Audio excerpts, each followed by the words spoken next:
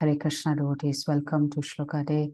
We're beginning a new chapter today, which is the last chapter of the Bhagavad Gita, chapter number 18, which Sloka number 1. So chapter 18 is called Moksha Sannyasa Yoga. And Prabhupada titles this chapter as the perfection of renunciation. And the connection is the very first question that Arjuna asks in this chapter. The chapter is divided as follows. This is the longest chapter in the Bhagavad Gita. So the first 12 shlokas are about Karma Yoga. How, by performing Karma Yoga, you can stay free from bondage. Then shlokas 13 to 17 is about the knowledge of a Karma Yogi. Part 1 and part 2, which is the first section is the 5 factors of action, with the Supreme Lord being the key factor. Then shlokas 18 to 40, the jnana of a karma yogi, which is talking about the 3 gunas that control our activities. But a little bit more detail the Lord goes into. Then from shlokas, within that 18 to 40, there are subsections, analyzing the actions under the 3 gunas.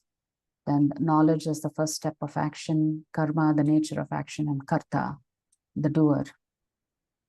So after that, from shlokas 41 to 48, Karma Yoga offered to Krishna, Jnana Yoga with Bhakti offered to Krishna, and then 56 to 78 is pure Bhakti Yoga. Yeah. So we'll look at the first shloka today. Arjuna Uvacha. Arjuna Uvacha Sannyasasya Mahabaho Sannyasya Mahabaho Tattvam Ichchami Veditum Tattvam Ichchami Veditum Tyagasya cha Hrishikesha Yagasya Rishikesha Prithak Keshini Shudana. Prathakkeshi Shudana. Word for word meaning, translation and purport by His Divine Grace, Srila A.C. Bhaktivedanta Swami Prabhupada, Srila Prabhupada Ki Jai. Arjunaha Uvacha. Arjunaha Uvacha. Arjuna said. Arjuna said. Sannyasasya. Sannyasasya. Of renunciation. Of renunciation. Mahabaho. Mahabaho. Almighty armed one. Almighty armed one. Tattvam. Tattvam. The truth. The truth. Ichchami. Ichchami. I wish. I wish. Veditum. Veditum. To understand. To understand. Tyagasya. Tyagasya. Renunciation. Of renunciation. Cha. Cha. Also. Also. Hrishikesha. Hrishikesha. O master of the senses. O master of the senses. Prithak. Prithak. Differently. Differently. Keshini Shudana. Keshi Nishudana. O killer of the Keshi demon. O killer of the Keshi demon. Arjuna said. Arjuna said. O mighty armed one. O mighty armed one. I wish to understand. I wish to understand. The purpose of renunciation. The purpose of renunciation. Tyaga. Tyaga. And of the renounced order of life. And of the renounced order of life. Sannyasa. Sannyasa. O killer of the Keshi demon. O killer of the Keshi demon. Master of the senses. Master of the senses. So Prabhupada writes in the purport, actually, the Bhagavad Gita is finished in 17 chapters. The 18th chapter is a supplementary summarization of the topics discussed before. In every chapter of Bhagavad Gita, Lord Krishna stresses that devotional service unto the Supreme Personality of Godhead is the ultimate goal of life. The same point is summarized in the 18th chapter as the most confidential path of knowledge. In the first 6 chapters, stress was given to devotional service, yoginam api sarvesham. Of all yogis or transcendentalists, one who always thinks of me within himself is best.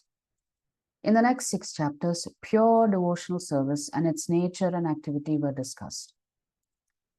In the third 6 chapters, knowledge, renunciation, The activities of material nature and transcendental nature and devotional service were described.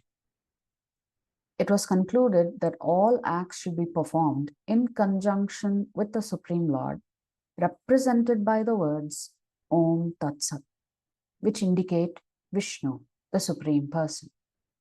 The third part of Bhagavad Gita has shown that devotional service and nothing else is the ultimate purpose of life.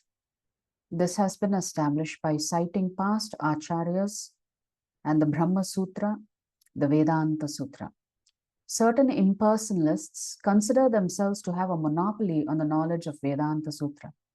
But actually, the Vedanta Sutra is meant for understanding devotional service. For the Lord himself is the composer of the Vedanta Sutra, and he is its knower. That is described in the 15th chapter. In every scripture, every Veda, devotional service is the objective. That is explained in the Bhagavad Gita. As in the second chapter, a synopsis of the whole subject matter was described. In the 18th chapter also, the summary of all instruction is given. So Prabhupada is writing that just like the second chapter can also be looked at as a summary of the entire Bhagavad Gita, the 18th chapter is also the summary of the entire Bhagavad Gita. The purpose of life is indicated to be renunciation and attainment of the transcendental position above the three material modes of nature. Arjuna wants to clarify the two distinct subject matters of Bhagavad Gita, namely renunciation, Tyaga, and the renounced order of life, Sannyasa. Thus, he is asking the meaning of these two words. Two words used in this verse to address the Supreme Lord, Hrishikesha and Keshinishudana, are significant. Hrishikesha is Krishna, the master of all senses, who can always help us attain mental serenity. Arjuna requests him to summarize everything in such a way that he can remain equipoised. Equipoised means calm and in control. Yet he has some doubts, and doubts are always compared to demons.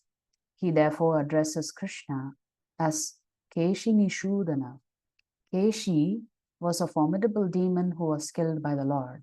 Now Arjuna is expecting Krishna to kill the demon of doubt. So we'll just conclude with his grace, Chaitanya Charan's commentary.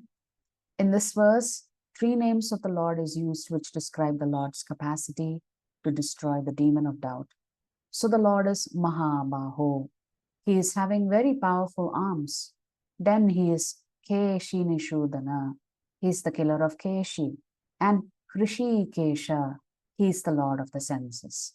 Senses are very formidable, and the senses need to be controlled.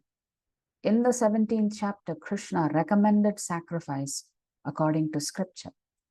And if one is not doing sacrifice according to the scripture, then gradually by chanting Om Tat Sat, the name of the Lord, one can spiritualize the sacrifices. So there is no immediate connection with Krishna's concluding verses in the 17th chapter and the 18th chapter, first verse. Arjuna's question is generic. It is not related to what has happened earlier. But Arjuna wanted conceptual clarification on what is the ultimate goal of his action. Is the ultimate goal to become a sannyasi, or is the ultimate goal to become a tyagi? So and the Lord responds by saying, the ultimate goal is to become a tyagi. In the 10th chapter, when Arjuna glorifies the Supreme Lord, Acharyas explain that Arjuna's illusion is gone. Param Brahma Param Dhama Pavitram Paramam Param. Here, Arjuna understood the essential message of Gita, and he himself is expressing that.